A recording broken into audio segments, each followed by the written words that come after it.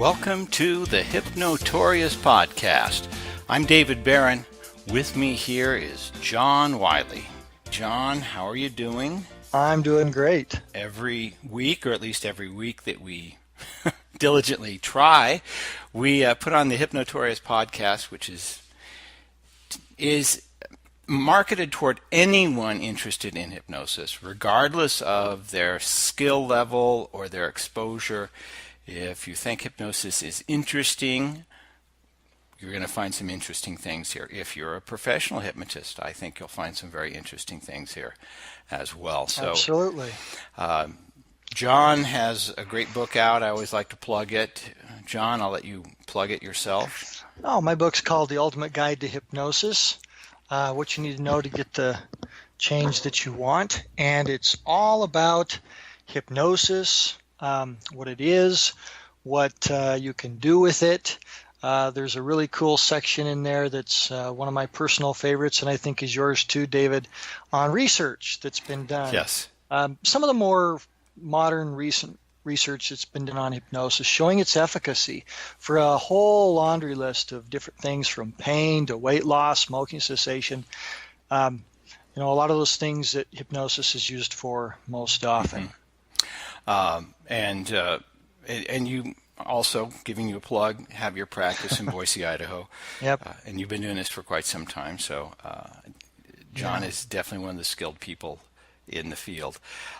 What I wanted to mention, I also have a hypnosis practice. I get a lot of comments and questions online from people. And I think this is relevant to what you had just said about all the research about hypnosis. And I have gotten this before, where someone has an idea, the metaphor, and again, I hope I don't make the person who called me too self-conscious about this, but he called me with an idea that was planted in his mind from the movie Lucy and the movie Lawnmower Man. Now, if you're not familiar with those two movies, Lawnmower Man came out in the 90s, I think it was, and it was about this fellow who, I think it was a Stephen King book. He was a retarded, mentally disabled person who just mowed lawns, but he entered into this research project and his brain got reprogrammed and he started to have this super sort of memory, mental facility. It went totally bizarre. Similar movie, much more recent, last couple of years, is Lucy. And what's that incredible actress who... Oh, gosh. I'm not good with actors and actresses' names. I can see one of the most remember attractive women actresses that we know of. But she played a person who got ingested a drug accidentally, and it did relatively the same thing. I mean, she just gave her super mental powers. And so this individual contacted me, and his metaphor, he says, can you just put some sort of metaphoric chip in my mind, in my brain, so that I function at this optimum speed, like in the movie Lucy or like in Lawnmower Man. And it took me a while, even though I've had questions like this before. It took me a while to sort of get an understanding of what he was trying to accomplish and what he was asking. But it also made me realize that some people have a completely unrealistic expectation of what hypnosis can and can't do. Right. The short version is no, that is not what I'm aware of that hypnosis can do.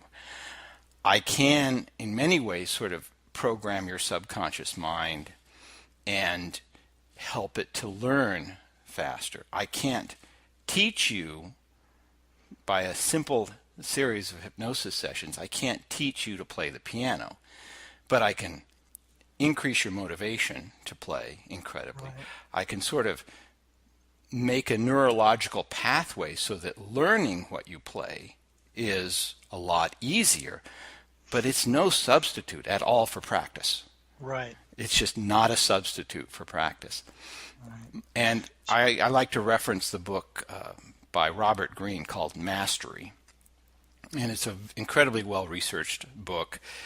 He makes it clear, based on a lot of evidence and a lot of research, that when you do a skill and you practice it at least 10,000 hours, something starts to change. It begins to affect your entire neurology in a way that what you learn becomes second nature, and you can make modifications and additions and augmentations to everything you've learned in a way that's really deeply organic. And he talks about Mozart, for example, and how he learned at such a young age, and that he was able to make compositional changes no one had ever been aware of, in his early 20s.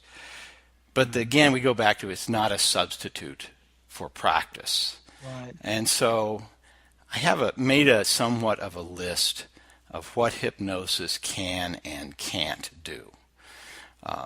What it can do is it can change a habit or a pattern. And that habit could be emotional. It could be a behavioral habit as well. An emotional habit would be like getting angry at certain triggers, so it can change triggers. It can't give you the superpower ability to fly, but it could for momentarily make you believe you can up until you actually test it and you hurt yourself seriously. Can alter perceptions in that way. Yeah, good point. It can alter subjective reality, not necessarily objective reality.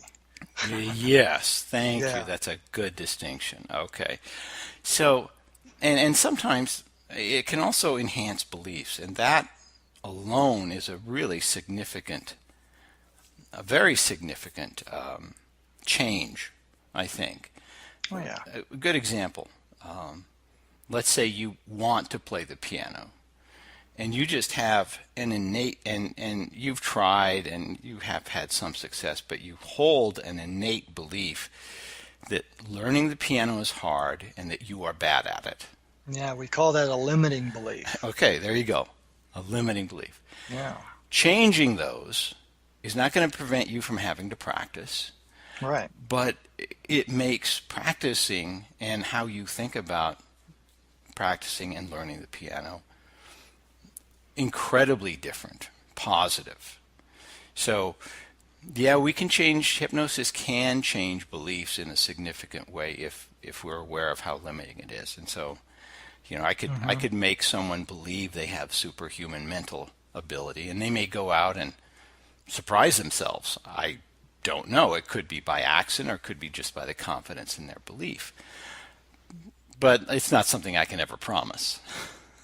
Right. Yeah. So would you say, David, that basically what hypnosis can do, this is how I think of it. I'd like to hear your take on it. Sure. Hypnosis is a way to optimize our mental software, so that we can learn better, so that we can retain more information. Use what we already have in the best possible way, removing the bugs, so to speak, those limiting beliefs, those bad habits that we have, so that we're freed up to operate more optimally. Yeah. I think that's a great example. I have occasionally, when I do what is the mind, instead of dividing it into the conscious and the subconscious mind, I simply list it as a bunch of intents. And intents can be an arrow. So you have an intent to do one thing, it's pointing in this direction. But you have another intent, and it's pointing slightly in another direction. And you have other intents that point completely opposite. Most of the time they work together.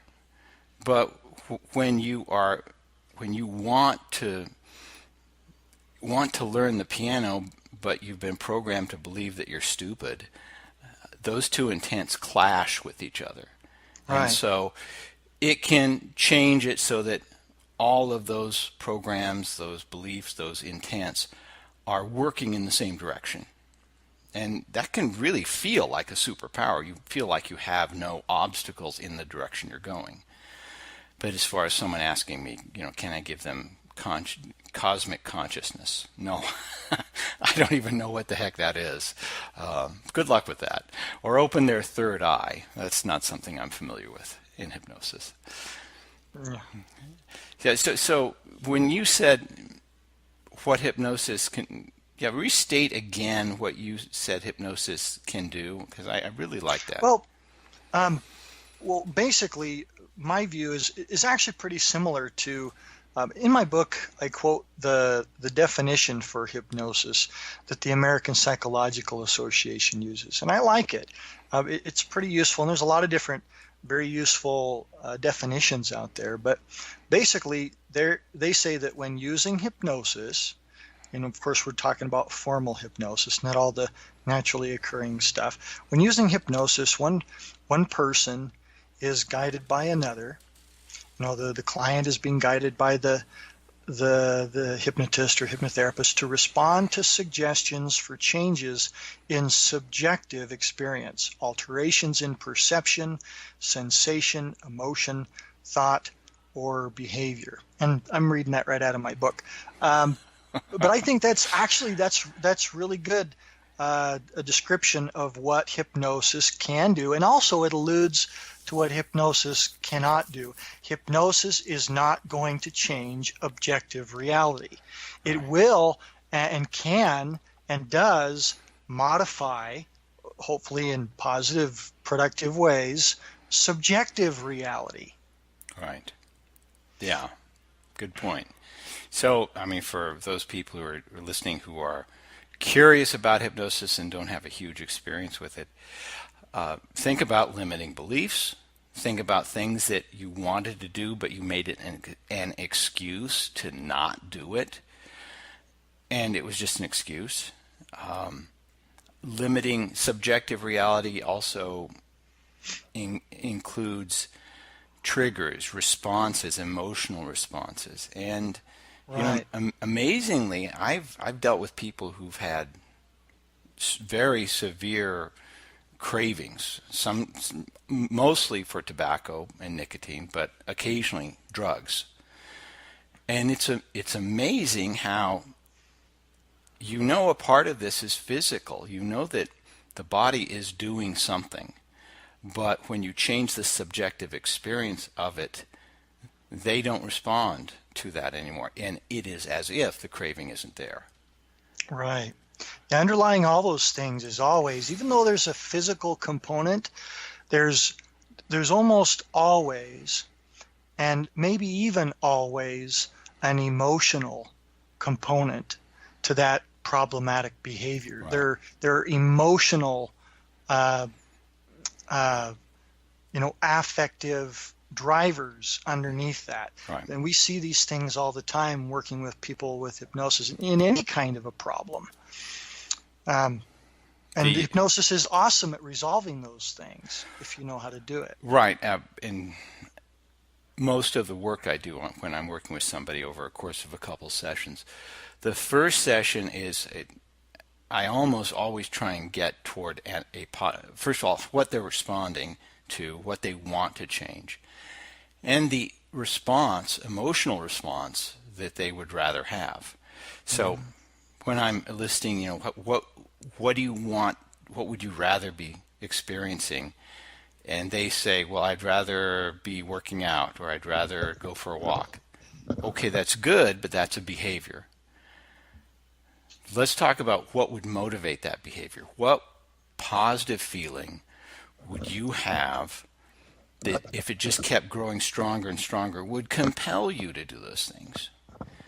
And for a lot of people, it would be self-confidence or self-esteem or self-acceptance, but something that is really positive, or a sense of drive. That was someone I worked with recently. He really admired the quality of drive in other people. So he had a really good idea of what that was like.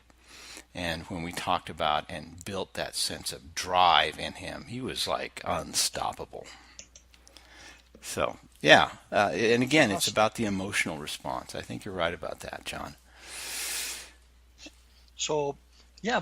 So based on what we've talked about so far, some of the specific things that we can do with hypnosis is, we can eliminate fears and phobias. We can do things that alter a person's subjective experience. We can also alter a person's perception. Mm-hmm. One of the really cool things that people can experience in formal hypnosis, and also they experience on a day-to-day basis, are things like hallucinations. People hallucinate all the time. That's an alteration in their perception. Either they'll have a positive hallucination where they see something or they perceive something, because it can be auditory too, not just seeing, mm-hmm. Mm-hmm. Or even feeling something that really isn't there. Or they can not perceive something that really is there, a sound or and we work with that a lot. I know with my clients, and I know you do this too.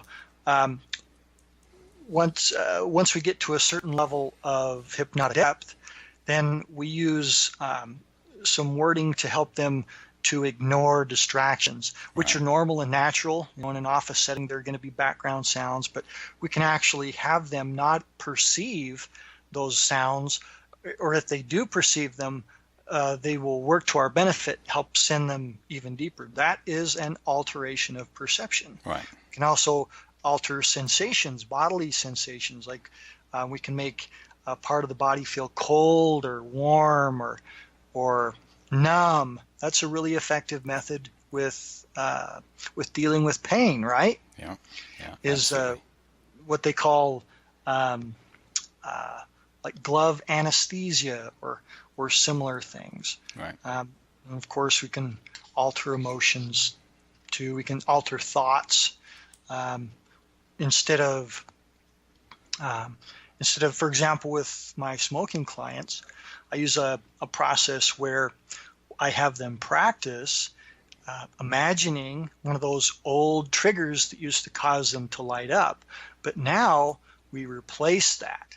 We replace that direction that they go in. Instead of smoking a cigarette, now they take one deep breath and they relax and they think about something else, something that they really want, mm-hmm. something that's beautiful or pleasant or really appealing for them. And so in that way, we can alter their train of thought. Right. Of course, and alter behaviors too. One of the things that you made me think of a couple of things. One of the things that I do is once we've isolated what the emotional state they want is, I have them practice that, and then mm-hmm. let the trigger that caused like the craving trigger now this new emotional response. Yeah. And rehearse that enough times. Excellent. And something you had mentioned that is how we hallucinate all the time, and that can be sort of difficult to imagine. But I did this. I have this one poem. It's a sonnet that I had memorized, and I performed it to a group. It only takes like a minute to perform, and it's incredibly visual. And I was looking at a couple of people as I was reciting it, and they began to glaze over. I mean, I realized the only way you can understand this concept of this story that sonnet has is to make pictures in your mind. And some of them, their eyes were darting back and forth as if they were in a rapid eye dream.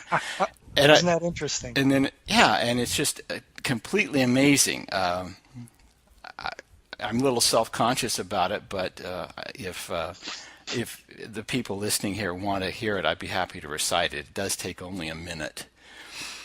Are you okay with that? Sure. Yeah, okay. Go ahead. Okay, so first of all, I want you to notice that in order to really understand this particular poem,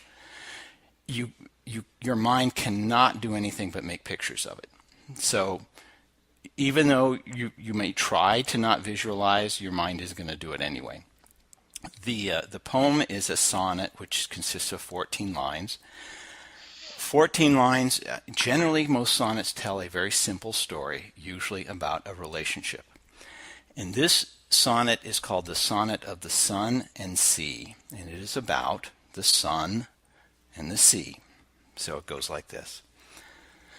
The sea has bared her body to the sun, her beauty's boundless body and earth tears. The waves lie still as daylight reappears, and she shivers in pure pleasure as dawn comes, surrendering to light when night is done. She wraps the cradled morning in her crests, reflects the warming waters to his face. She heats the afternoon across her breasts as he looks back and longs for her in space. At last he comes and kisses her goodbye. For this one single kiss he nears, until the air between them disappears, and all that's left is a magenta sky with orange flame works where the long clouds lie. And that's it. That's awesome. And I like that. yeah, I know it totally hypnotizes people. It forces them to hallucinate, and just people might be rewinding it to listen to it again, I'm sure. But when I first heard that, and I read it in an internet forum like 20 years ago. I don't even know who wrote it, but I copied it down, and for the last 20 years I've had it in memory, and I recite occasionally. But the nature of it forces someone to hallucinate, and I think that's just the most amazing thing about it.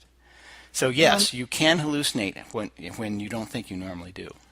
Well, and I think we don't like to admit that we hallucinate because we like to think that our perceptions are based in reality, and we don't like to think that we might be hallucinating, right? Yeah. Auditorily or visually. So that's one of those things that people, when we talk about it, they see it as being kind of abnormal and strange, and oh gosh, that doesn't happen to me. Yeah, it does. Yeah, you hallucinate all the time, and you see that attractive person, and do not tell me you don't imagine them naked. That is hallucinating. Right. Yeah. Yes, you're absolutely right about that. Or like the real innocent and innocuous example that I give in my book of a guy making a sandwich.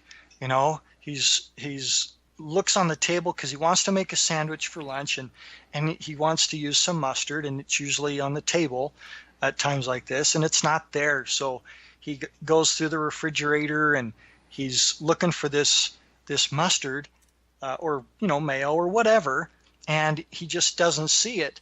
And then the wife comes in, asks you, "What are you doing?" "Well, I'm looking for the mustard. I can't find it anywhere. I've looked through the refrigerator twice already," and she points it out on that shelf.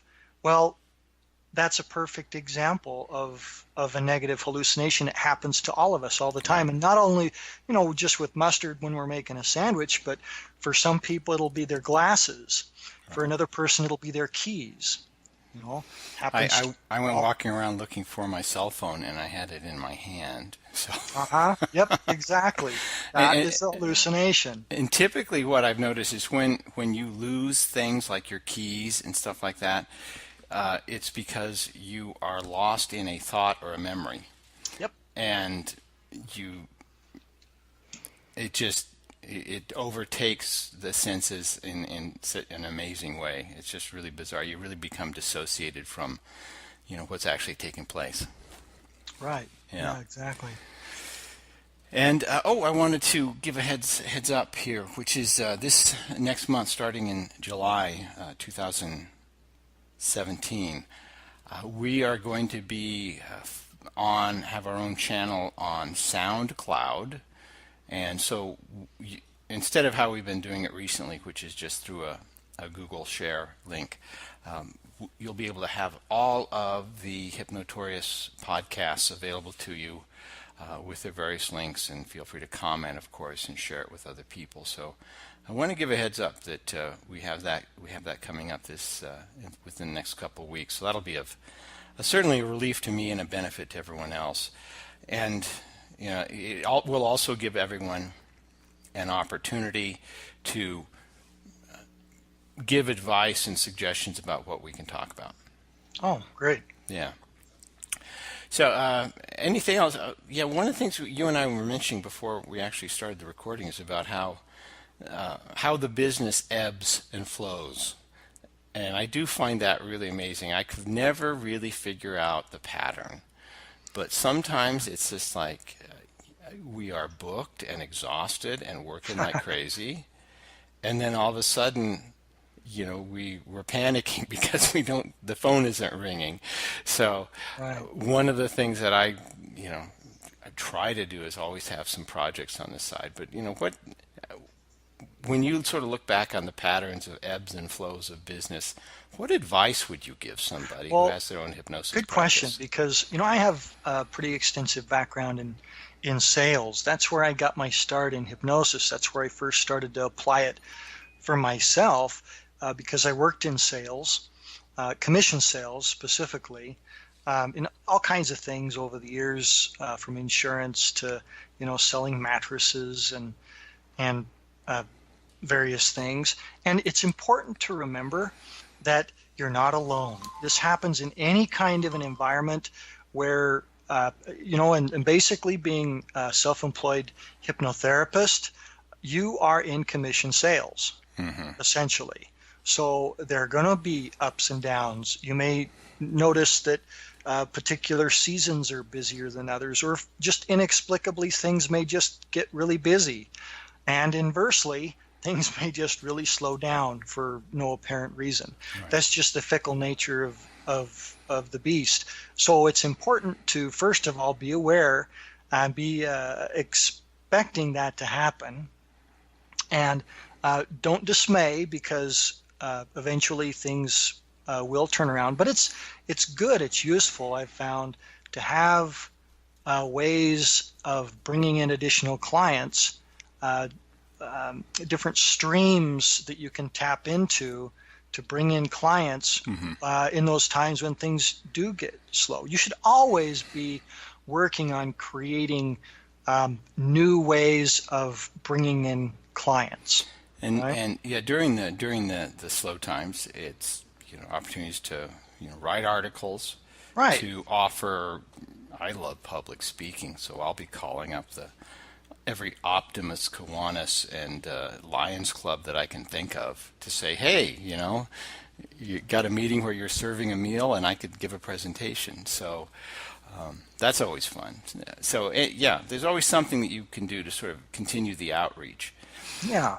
Right now, I'm working on learning how to navigate Facebook as far as generating leads that way. Right. And it's a unique animal.